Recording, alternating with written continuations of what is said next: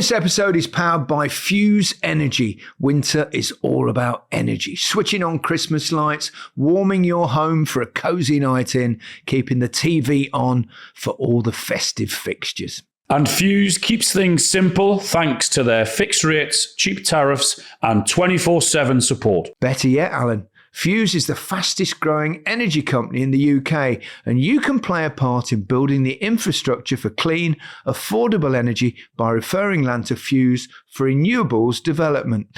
Not only will you claim your place on the starting lineup of the clean energy revolution, you can earn a £2,000 reward by referring 20 acres or more of land to Fuse for solar projects. They're building a system that proves renewable power can be affordable, scalable in practice, and accessible to everyone, not just an idea on a tactics board. For more information about land referrals and energy powering the full festive fixture list, head to land@fuseenergy.com.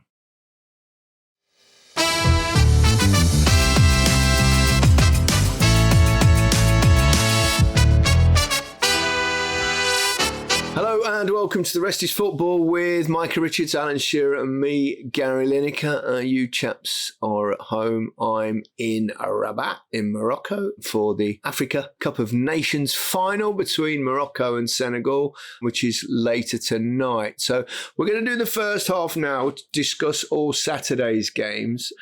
And then we're hoping to jump back on later, but I might, chaps, because you know how these things can drag on at these events. We might have to leave you to do the second half on your own. But I'm sure, you'll manage. You'll manage absolutely fine. But we'll see. I'll try our best to jump on and let you know what it was like, the experience of being at the game and everything. And if we can't get back on, we'll record it later in the week for you and let you know our experience here in Morocco. But for now, fascinating day's football yesterday. I think we have to start with the Manchester derby. It could not have gone much better for Manchester United. Manchester City were fairly awful, I actually thought. But that was a game we managed to watch before we flew away. What was your take on it? Well, let's start with Micah. Do you need a little rant? Start with Alan. You give United all the praise. Go on, give it to them. That's a very good point. Well,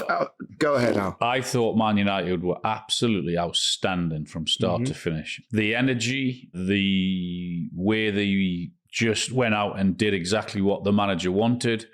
I thought some of their play was superb. Their aggression.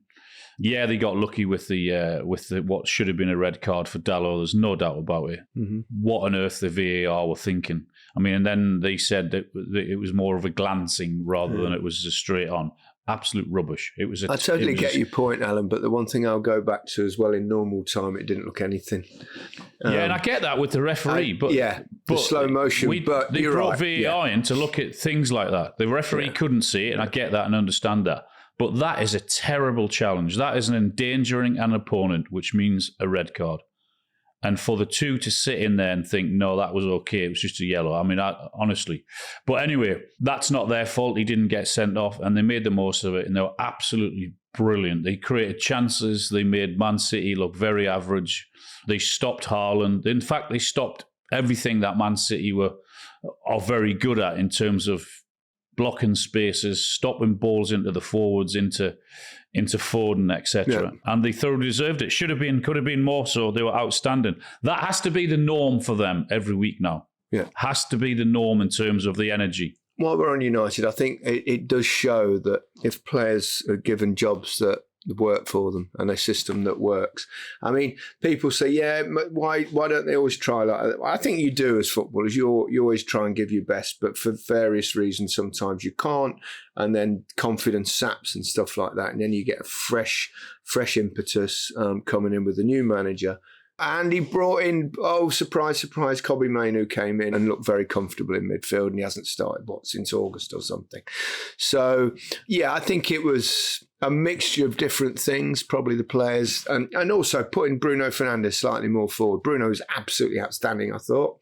And it just looked more like a fit. You've got, I know he's been away on Africa Cup of Nations duty, but Ahmad on the right, but not playing as a wing back. And I mean, players that suit the positions, and they just look more comfortable in their roles. And with that comes an energy, and with that comes an enthusiasm and a belief. Yes, you're right, Alan. They've got to maintain that, and they've got every chance to do it. They're not going to be playing too many games because they're not in any cup competitions now and not in European football. So they need to work on that. And they're very close, of course, to Champions League spots. And so there's, maybe some reasons to be cheerful for the long-suffering people, poor fans at Old Trafford. Can I ask Fire away, Micah. Fire away. Before I go, can I ask you guys a question, right? If you're going to play against Manchester City, how would you score against them? Just a simple question. What counter? Exactly. Exactly that. Because the big gaps they've got and they're playing high. Man City are going to dominate the ball. We all know. You don't need to be a rocket science to know that. So when Man United was setting up in the way, you knew exactly what they was trying to do. So when Rodri got caught upfield, and Bernardo Silva, and Rico Lewis, when he goes from right back into centre midfield, one person has to stay in the middle of the pitch. The first goal that they conceded, I was so stressed out about the situation. Shirky's taking the free kick. And whether it's a good free kick, bad free kick, whatever, we all know, and I've said this from day one, offensively, he's fantastic. Defensively, he's starting to work more, but in them defensive positions, you can't count him at the moment. So I'm looking at Rico Lewis's position, and I'm not having a dig at Rico Lewis because he's set up at the edge of the box, waiting for the second balls. But there was Fernandes and someone else behind him. So if the ball breaks down, you've got a 3-on-2.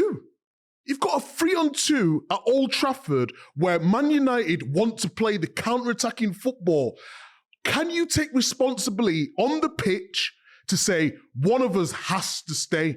And I knew it was going to be a bad day because Rodri, who's been unbelievable for Man City, had an off day. When he's passing the ball back and looking vulnerable on the ball, and United had too much energy, they smothered him.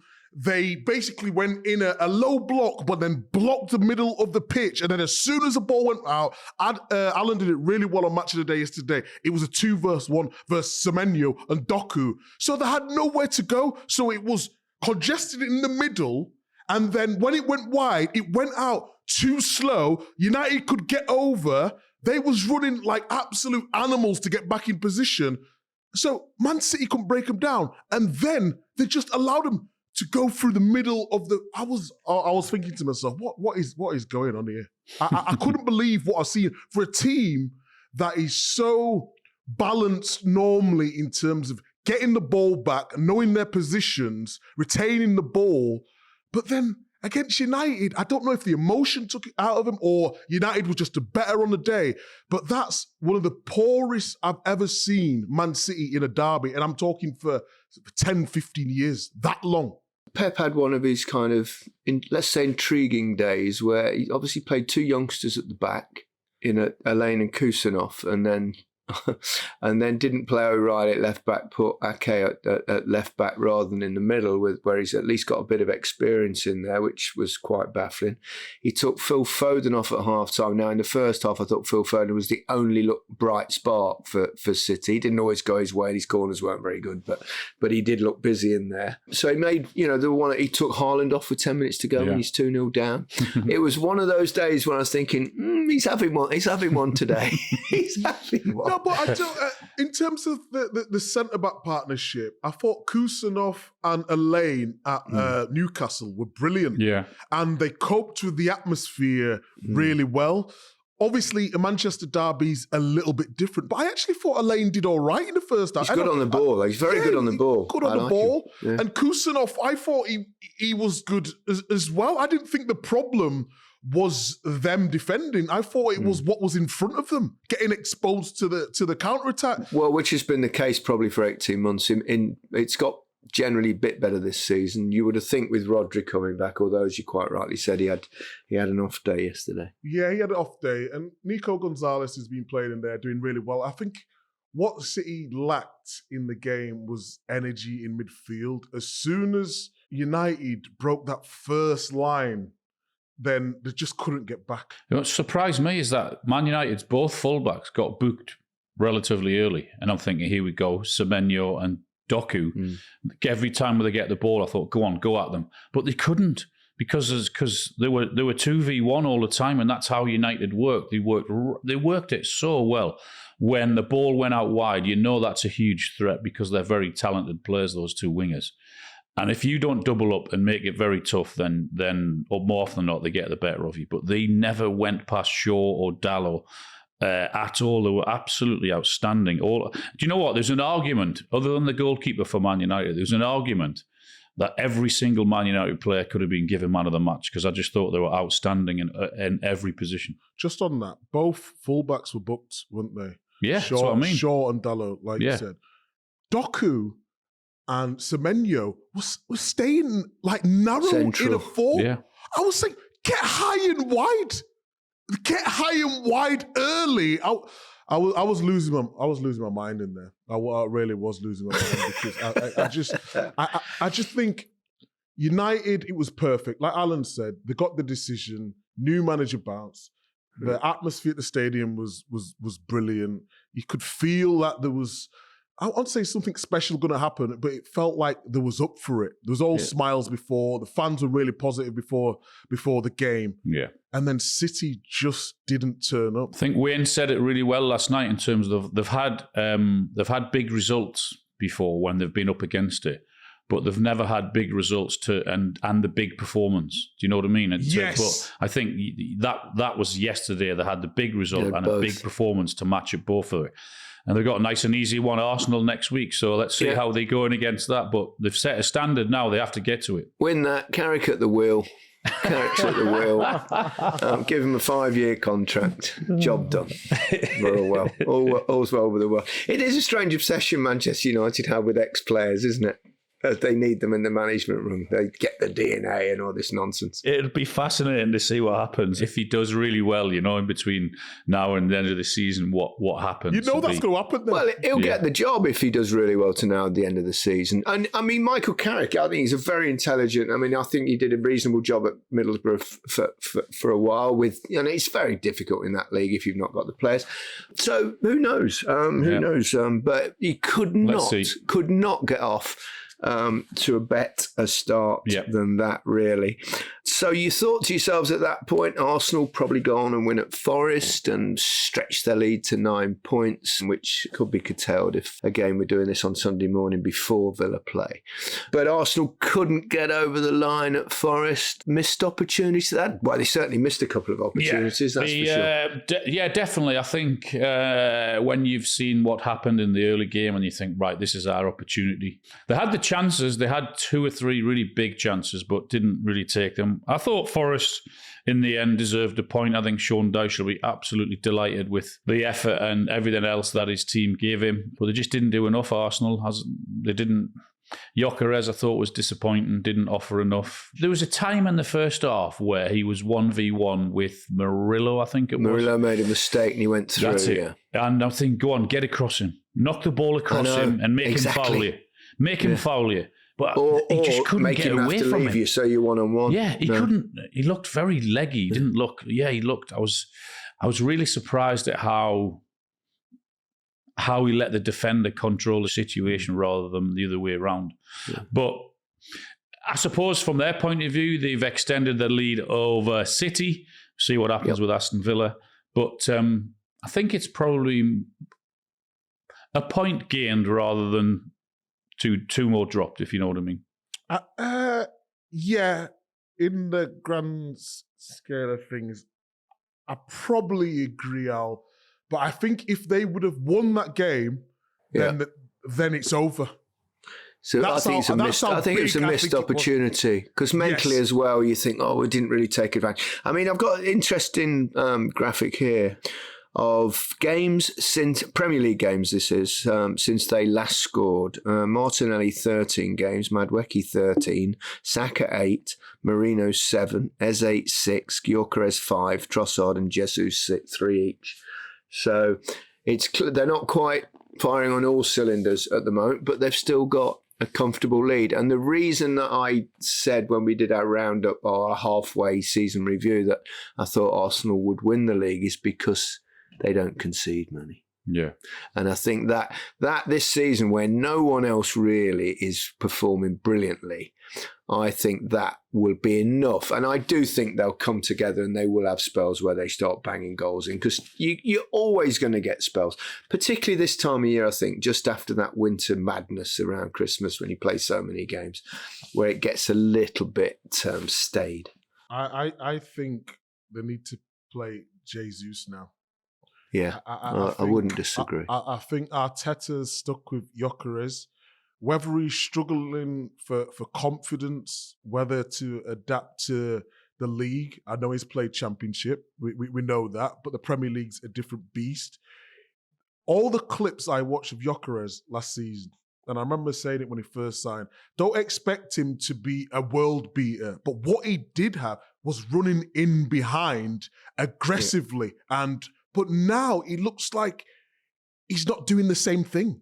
And that worries me. Maybe he needs a couple of games out the team, get his confidence back, and then come in again. But just that moment what you guys were talking about, if I'm a defender in that situation there, I'm thinking, I can get back here. I can get back because he's got no confidence and his touch is not going to be right. And even when he goes through, I don't fancy him to score. I know he scored the other week, but there's not been a big moment for him where he scored an unbelievable goal that's given him that confidence to say, okay, I'm going to go get another goal. So maybe just taking him out the firing line for a little bit and then introducing him back might be the best thing for the team. Yeah, I wouldn't disagree. They did have one or two really, really good chances, though, didn't they? Martinelli had a great chance, didn't he? First half, pushed it past the far post. Big miss, didn't he? What about Sell's save though? Was that a Saka header? Save. From Saka's header, Brilliant save. It was fingertip. Yeah, you know that I'm a goalkeeper save. now. You know I'm playing goal now. You know for the team. In net. Yorkshire. That's what we say up here. In net. In net. What did you think about the penalty decisions that both managers felt as if Arteta felt as if he should have been given one for handball? Sean Dyche felt as if he should have been given one when when Timber was pulling. Who was it? Was it Hudson-Odoi maybe? Oh yeah, I thought you said it right on Match of the Day. But did you, just before we go into that, did you see Sean Dyche's interview? Yeah. I thought, it was very prickly. Prickly, that's the right word. So Lindsay Hipgrave asked him, the results earlier in the day, did that put more pressure on you? And I thought he would have just said, well, maybe a little bit. We've got to focus on what we. He was like, no, we can't control that. I was just thinking, that was a little bit a hit back there, thinking, all right. And I don't know if it was wrong or right. It was just uncomfortable to watch at the time, And then Martin Keown trying to give him a little bit of of a compliment of the way he played and the subs that he made and all this sort of stuff, tactical stuff. And he sort of looked at him like, I was thinking, ooh. It was a bit uncomfortable, that was. Good start for Liam Rosenia. A victory for Brentford. Brentford missed a couple of chances. And the rest. Yeah. I mean, Chelsea were wide open at times. And yet they got the victory, absolutely. 3 big points. But I tell you what, if Brentford had taken their chances, it might have been a different story. Right throughout the game, it's Brentford opened them up. They were really... There were really big chances as well for them on the turnover of losing the ball. Yeah, that's something they're going to have to work on. And I guess they will, and they have done. But big 3 points, and I know they won, but Brentford will be kicking. I think they'll look at that, and Keith Andrews will say, we've missed a big opportunity there. You're pulling a bit of a face there, Michael. Did you just say turnover, Al? Honestly. You did. Johnny, honestly, God. If you can't beat him, join him, mate. All the terminology now. Turnover. Turnover. Talking of terminology, I'm quite enjoying Liam Rosenior, I think we're calling him, like his dad wants him to be called. Quite enjoying some of his slightly David Brent moments. Did you see the stuff about talking about managing? Manage is man and age, and we are aging men and stuff like that.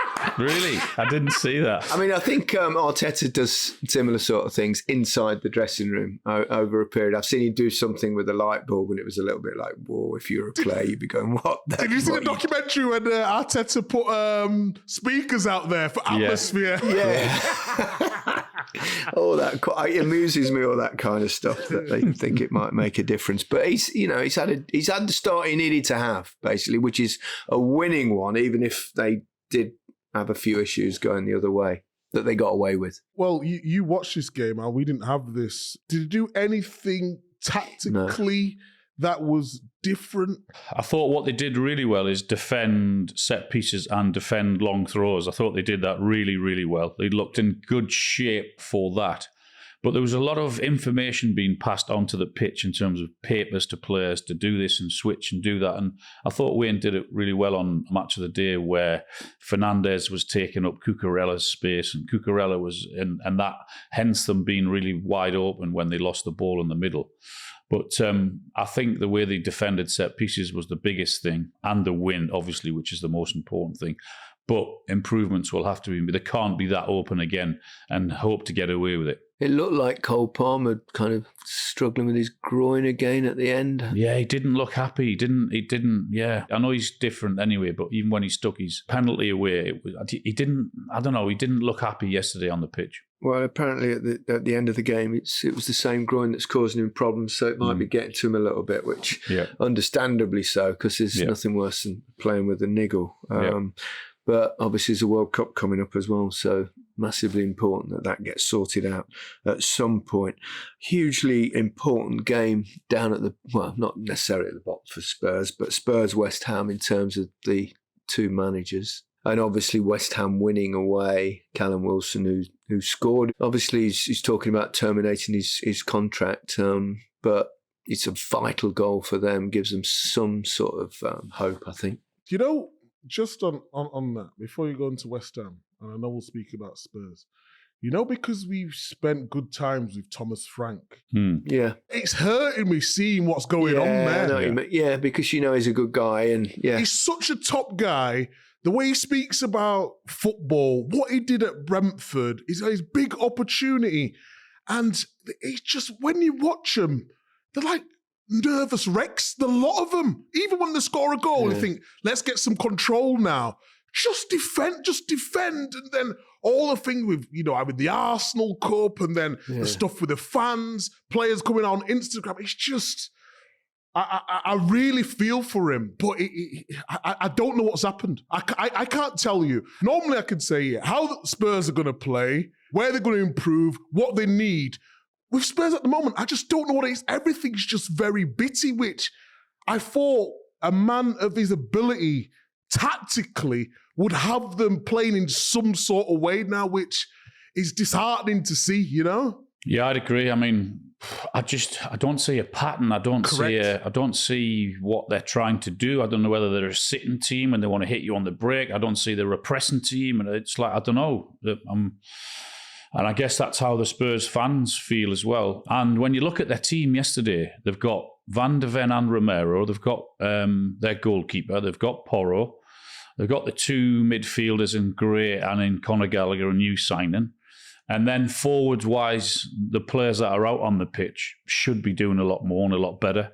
I know they've got Maddison out, Kulusevski out, Solanke's just coming back.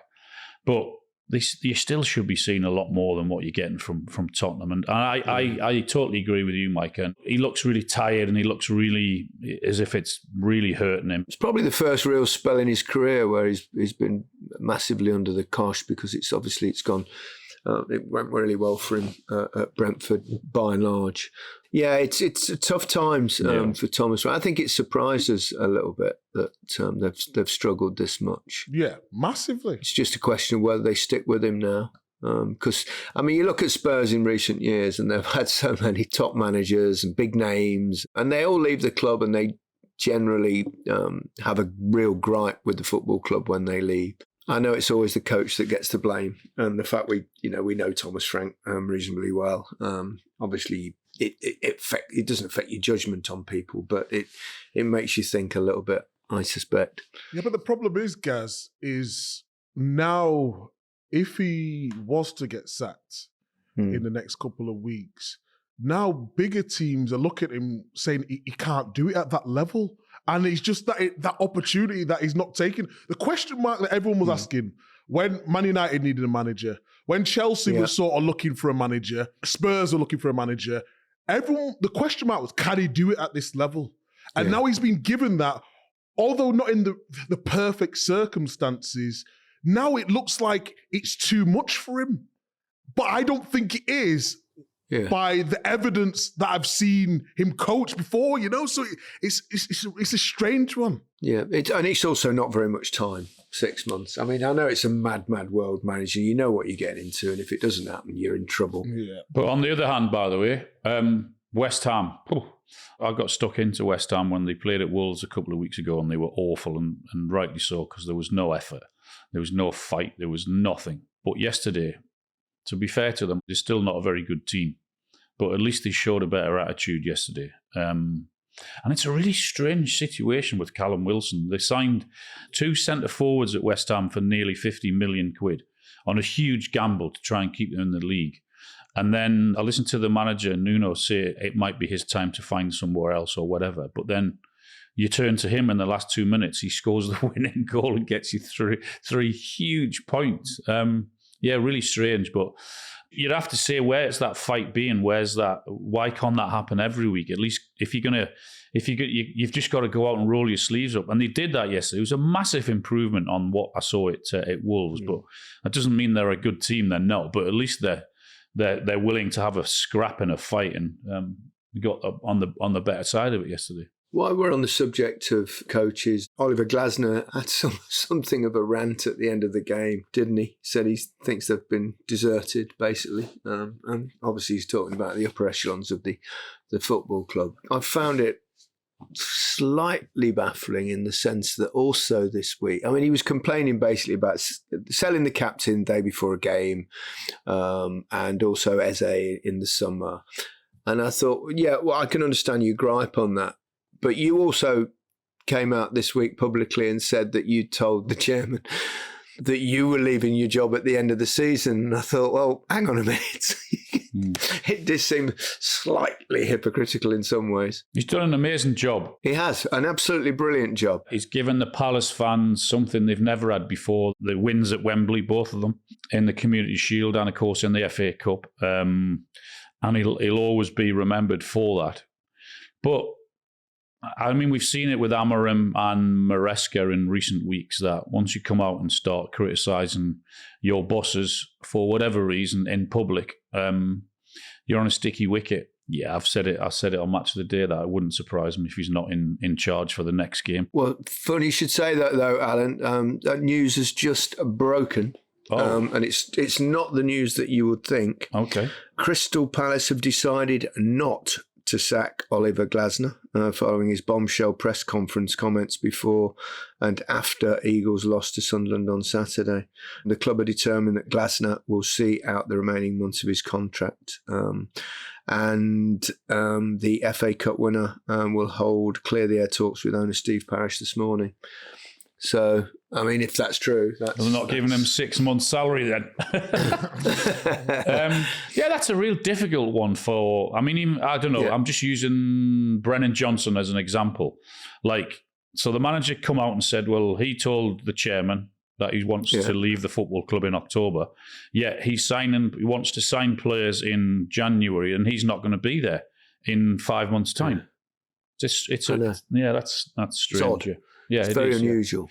Yeah. Crystal Palace are the model of the football club that they have to buy smart and sell big, don't they? That's their model. That's who and what they are. going forward because of the rules or the financial rules in football. It makes it very difficult for the likes of them. So they have to sell, don't they? Don't you just think the wider point though is like what the fans have to go through? The Palace fans, they've had an incredible moment in winning the FA Cup. They played attractive football. We spoke about Eze.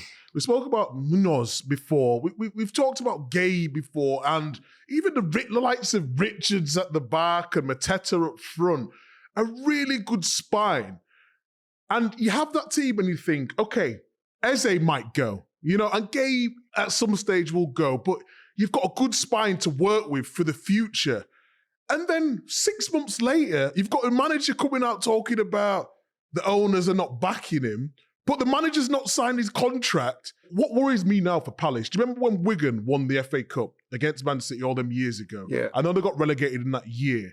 But if you're going to break up this whole team, like next season could be a real struggle for them. So I don't understand. They've got to a place where they've got real stability. Parrish is no mug. He's your mate, Gaz. He knows exactly what he was doing. Mm-hmm. But then how has it gone from one extreme all the way to the other, which is disappointing to see. It's football. Football, it gives and it taketh away. Just before we move on, we have to mention Sunderland or, Well, hold on. Before you go... Listen to Al, the new Sunderland fan. I don't know if you've seen Match of the Day, Gaz, but apparently he's got some fantastic analysis ready for us. I did. I had it. It was, honestly, Micah, it was the best piece of analysis you've ever seen. Well, you can talk us through it now, can't you? What? Why? What happened? Did it get dropped?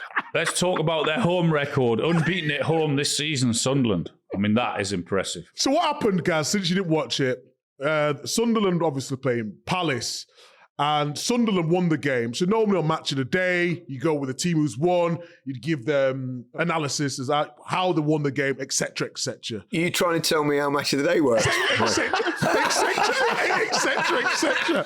I think you might have forgot by now. Thanks for the reminder. Thanks. How's he getting on? It's been 7 months. What's the show called? What is it? So then Al comes out and says, I had some fantastic analysis for Sunderland. It was going to be absolutely amazing. But we've got to talk about basically the big news, and that was Glasner. So you dropped the analysis. So now it's a perfect opportunity for you to talk about Sunderland. Al, go on. As I got to Manchester yesterday at 10 a.m., and we still, just before midnight, we were on air. They did offer me the opportunity to go and do the BBC iPlayer and put some analysis on it. You're kidding. I can imagine your answer to that. I politely declined that offer. That is true, though, Micah. Honestly, 14 hours later. Honestly, that is because I thought I'm gonna have to leave Newcastle really early because Man United, Man City, I'll get caught in the traffic. I'll be late. So I left Newcastle at just after 7 a.m. So I was in Salford at 10 a.m. There was and then just before midnight, they said, "Do you want to do some analysis on Sunderland?" You can imagine my reply. For the iPlayer, not for the actual... No, just to see things to put out. Because Rich did say, right, I'm taking charge here. The biggest story. I know Sunderland have got a great record and they've won at home and blah, blah, blah, blah, blah. The big story here is Glasner and what he said. And of course, I understood that. But so I said, okay, I'm going to say I had some fascinating analysis on Sunderland. But anyway, just after midnight, I got on the car and came back home and I thought, no, I can't be asked to do that analysis. We can do it now. After how many hours? Yeah, I was like, oh my goodness me. Yeah. Fantastic stuff. In fact, the 3 clubs that were promoted last season all got results, didn't they? And interestingly, Burnley got a point at Anfield, which was somewhat surprising. In fact, I think Liverpool have failed to beat the 3 promoted clubs in the games this season. So, but, well done, Burnley. But, they're not happy at Liverpool. They're not happy. The fans, I've seen a lot of rants, a lot of proper Scouts rants on social media this morning. 12 unbeaten, though, but it still feels very flat, though, doesn't it? A very underwhelming 12 games unbeaten. I think their main gripe, it seems to me, the fans' main gripe seems to be the pace of play. They've gone from Klopp's dynamic football. I mean, and a few months ago, no one was complaining when they were brilliant last season, won the league. But I think at the moment they're saying it's all a little bit pedestrian. This looks so slow in midfield, and they've got very leggy. I mean, the energy that Liverpool had last year, and other than Isak, I think all of their signings, Kirkes, Frimpong, Wirtz, Ekitike, they're all playing yesterday. Yep. So, and I said it last night, they're miles off it. I don't know how many shots they had. They had something like 11 or 12 shots. Ridiculous a number of touches in the box, but their finishing was poor. But they look very leggy in midfield, and there's no protection for that back four. They're way off it. At least Wirtz is scoring, though. He's starting to look the player that we knew he was. Yeah, what happens now, though, when Salah's back now? Well, how are they going to... Salah's got to start. I know he's played Frimpong wide right, hasn't he? But Salah's got to start, without doubt. Just he'll come back hungry. He did really well at AFCON as well. So then what happens with Wirtz? You play Wirtz, Salah, Ekitike, and another one on the left-hand side. So maybe Wirtz off the left, but coming in. Ekitike is going to play. And Salah, they have to play Salah. I think they've actually missed him at times. Wirtz, high left. I think they'd probably, with form, play him more than Gakpo. Szoboszlai, Gravenberch, and McAllister in midfield. That's probably what they'd go. I think anyway. Well, we'll see over the next few weeks. But it's going to be a very interesting few weeks now that Mo's back after what happened, although he did seem to leave amicably before he went to AFCON. So anyway, let's take a break there. And hopefully I'll join you. I sense probably not, because knowing these, particularly I think if Morocco win, I think it will really kick off here. Massively. It'll go absolutely bonkers. We've already done 40 minutes. We only need Al to rant about Newcastle for 5 minutes and we're good to go. And at the end, I'd like him just to do a little bit of analysis about Sunderland, a little bit of extra. Okay, chaps, let's take a break there. This episode is brought to you by Hotels.com. Make your next trip work for you. Hotels.com just rolled out a game-changing feature called Save Your Way, and it's as simple as it sounds. When you book a trip as a Hotels.com member, you decide how to use your savings. Choose to take the instant savings now or bank the savings as rewards for later. It's your call. Envision converting discounts on this week's stay into rewards for a luxurious beach getaway next year. No complicated math, no blackout dates, just you choosing how to make your travels work harder for you. Only at Hotels.com. Save Your Way is available to loyalty members in the US and UK on hotels with member prices. Other terms apply. See site for details. Hello and welcome back to the Rest is Football. Without the old man, me and Micah Richards. Gary's at the AFCON final in Morocco. So we'll get some sense spoken in this half, Micah, right? We've got to start with Everton winning at Aston Villa, haven't we? Yeah, I mean, the afternoon wasn't great, was it? No. The first game, Wolves-Newcastle, was an absolute bore. I was buzzing for Wolves a little bit. Just in terms of, I thought it could have been 3 or 4-0. Maybe not with Newcastle's away form, but we'll come on to that. And then you go into Villa game against Everton, Morgan Rogers. You're thinking, Watkins. Yeah. I know Tarkowski's been outstanding. Garner's been brilliant as well. Jack going back to Villa. I thought we was going to get absolute fireworks. And we got nothing. Honestly, I just, that was a perfect example of proper coaching. So it was really boring for us viewers and fans, but I did the FA Cup game, Spurs Villa, and a lot of their play comes down the middle of the pitch, and then they go wide when they need to. Yeah. But Everton are really good at defending the middle of the pitch. Yeah. So it was just like, okay, you go and then get to a certain thing, and then pass wasn't right. Defending was really good. Everton's shape was good. And it was always going to be one of them, if you get a chance, you got to take it, because Villa was in the ascendancy. But in terms of the afternoon, it wasn't great. How good was he? Garner in midfielder. He was brilliant, wasn't he? But I think he's been a really good player for a while now. It's had a good season. Again, in terms of injuries and then changing the team and then not knowing what his best position is.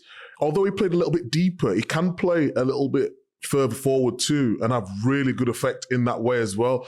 But in terms of the game, I thought he was the best player on the pitch, along with Tarkowski. We've praised Unai Emery, and rightly so many times this year for Villa's performances, but that performance from Everton was a David Moyes masterclass, wasn't it? It was, wasn't it? It had his stamp all over it, didn't it? How organised they were, how everyone understood what they were doing and where they were pointing Villa to go. It was a brilliant performance and so well coached. You know what? There's another one who we had at the Euros, didn't we? He come to the flat, really nice guy. And I remember having a little chat with him, and he said he can't wait to go back in. And it didn't say he's learned or he's going to improve anything, but he just maybe adapt to the modern day, in terms of the players and stuff like that. So to see him doing really well, because when he went back there, it's a tough job, Everton, from where they were. And now he's doing amazing things at that club, especially with not a massive squad as well. Yeah. Barry up front, about the strikers, and not really a lot of confidence between him and Beto, but for him to get that goal, it must have been a great feeling for him. What about the decision to let Marlon go for Villa before they've got anyone in? That's one thing where, we mentioned on the pod the other day, didn't we, with Roma and Marlon, and he's gone and scored today.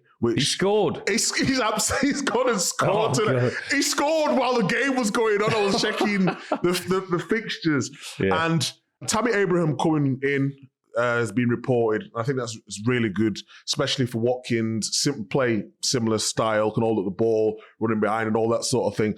But I just think it was quite strange to do it now. Yeah, before they get someone in. Yeah. I mean, I think Watkins has always played his best football when he's had someone chasing him down. Do you remember when John Duran was there and he was scoring worldie after worldie, then he was on the bench, and then just this season he was on the bench for a game, and then I think it was against Chelsea, he come on and scored 2. He seems to want to come on the pitch and prove a point, and they needed a little bit of freshness up top today, and they just didn't have it. So we spoke in the first half with when all three was together before Gary went off to the game. It's been a good weekend for Arsenal, hasn't it?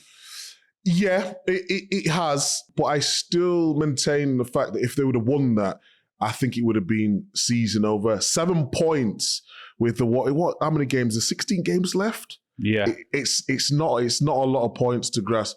However, Man City are not the Man City of a couple of seasons ago. No, for them to be creating the amount of chances they have, I think they're getting XG of 2 or 3 in games and only scoring 1. The form of Haaland doesn't really worry me because he'll just end up scoring 3 or 4 in a game.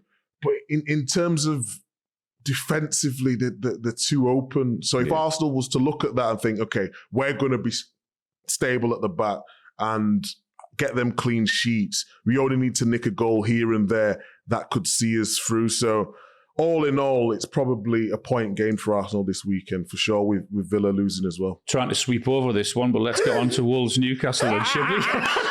It's my turn to interrogate you, Alan. It's definitely not the game of the weekend, that's for sure. The mic is all yours. What's going on with Newcastle? Away from home. I mean, I don't know. Their recruitment hasn't worked as yet. Certainly in the summer. I mean, they spent a lot of money in the summer, and the only one that at the minute on a regular basis who is performing for Newcastle is Malik Chow. And when you look at Voltemade, not seen the best of him, anywhere near the best of him yet. Can only get better. Visser, exactly the same. Elanga, really, really struggling for form and for confidence. Looks really bereft of any belief in himself. And I know Jacob Ramsey wasn't sort of involved, but that's a lot of money on 4 players, and the 4 players have yet to hit the heights that you would hope. But away from home's been a huge problem for Newcastle. It was very similar at Sunderland. I mean, their only efforts on target today came in the 86th or the 87th minute, which was a huge concern. I think the difference is at home, you can't get away. The fans have got that drive and they push you and push you and push you and demand that you give everything to the last minute. And away, it's perhaps a little bit different, and they're not getting that force or that push from fans, and they're failing to get anywhere near the heights that they have been at home, which is a massive concern. And unless that improves, and unless they find a way to get the best out of particularly the two forwards, I mean, I was going mad today. You know, remember when we spoke about Man United when all those balls were going into the box? There was there wasn't so many today, but there were 2 or 3 really good ones. And I think, come on, have some fucking movement. Someone attack that ball, you know, in and around the 6-yard box. And even when Wissa came on, I was thinking, come on, you might do something different to what Voltemada did, but he didn't sort of do anything. It was very samey, you know. It wasn't working after 60 or 65 minutes, and then the changes come on like for like, and that didn't change anything either. And they didn't do anywhere near enough in the final third to win that game today. So I thought a draw was a fair result, and it was a very lacklustre and a poor performance again from Newcastle, which obviously is concerning. You mentioned concern. I was just about to ask you that. Eddie Howe said after the game, they controlled the game but didn't have the cutting edge. Is the problem just the final bit, or is it just your away form altogether? Because it looked to me like he got in some good positions and all that sort of thing, and then just that final bit, at least you're creating the chances, is what I'm saying. Well, are we? I mean, when you say you're creating the chances, I mean, if you're putting the balls in, but no one's sort of getting on the end of them. I mean, Voltemada had one in the first half with a header, which he should have done better. Mm-hmm. But there were 2 or 3 balls that went in where I'm screaming, come on, make the movement, get in the 6-yard box. Otherwise, what's the point of putting balls in the box? And I mentioned those away games. I mean, Man United, so many balls going in there, no one was getting on the end of them. They battered Man United in the second half in terms of possession and chances and all of that, and they couldn't find a way through. Sunderland, they hardly created anything, didn't deserve anything from the game. Burnley, all right, they won the game, but they left it really, really late to find a way to win the game. And today, the first effort on target was in the 86th or 87th minute. So clearly, they're struggling to get or find a way to adapt to change, you know, because, and we can't keep going on about Isak, but Isak won Newcastle so many games with his brilliance last year, whereas at the minute, we haven't found a way to get the best out of the 2 forwards that were signed to replace them. And the recruitment has been an issue at the minute. I mean, whether they come good, I hope they do. But at the minute, I think maybe 4 of the 5 players are really struggling to find a way to get into games as well as they should do. Voltemada's only scored 3 in 14 games, I believe. He's not scored his last 7. Mm-hmm. I mean, you've talked about that, and you've talked about what can he do to get that right then? Is it him adapting to the team, or the team adapting to him? Because he's good at play. You spent a lot of money on him. He's a good player, very technically good. He can hold up the ball, can link it, but it's just finding that balance, isn't it? But I think also when we think of Newcastle at their very best, remember last year, Newcastle were at the best when they went after teams and they pressed and they made it really tough for the opposition to play and settle down. And then when they had the ball, they played the ball through and balls in behind. It's difficult to do that now because Voltemada is not that player. He's not going to be a player that runs in behind. That's not his game. That's not his skill set. He brings something very, very different. Wissa, I thought, who might be that player to be maybe the fox in the box or running behind when Newcastle have had that ball. There's been a couple of occasions where he's got those scruffy goals, but no, both of them haven't done enough as yet to justify what Newcastle paid for them. I think it's a bit of both, Micah. It's a bit of both of how are Newcastle going to get the best out of him and them, Whereas I think certainly he has to improve his movement in and around the box for Altamada. But then also the balls up to him, I think, have to be better. And players running off him and beyond him have to be better. So plenty of work to be done for Newcastle to improve. And just lastly, on Wolves, 5 unbeaten in all comps, that is. Yeah. Could they get out of it? No. Sorry, John. Do you? I don't think so. I mean, yeah, they've shown improvements in the last 4 or 5 games, but they've left it too late. Again, I thought Mane was a bit of a threat, and there is an improvement in them, but not enough to see them get out of the relegation battle. No. Do you think so? Yeah, I think they've left it too late. And Middlesbrough are doing all right in the Championship now. It looks like they're going to get promoted. It does seem like a strange decision if Middlesbrough come up and he goes down, but he's at the club that he loves. It's a weird one, isn't it? Strange one, isn't it? Yeah. It's a tough one he's taken over there. I mean, it's a tough start, but then they have showed improvements, but not enough to get out of trouble this season anyway. Who needs Gary Lineker, eh? Who needs him? I was just going to say the same thing, yeah. It's a much, much better show without him. It's smoother. More intellectual, bigger opinions, deeper analysis. Oh my, who needs links? Well, there you go. Anyway, that'll do us for the rest of football. So from me, goodbye. Have a great week. And from me, Big Meeks, have a great week.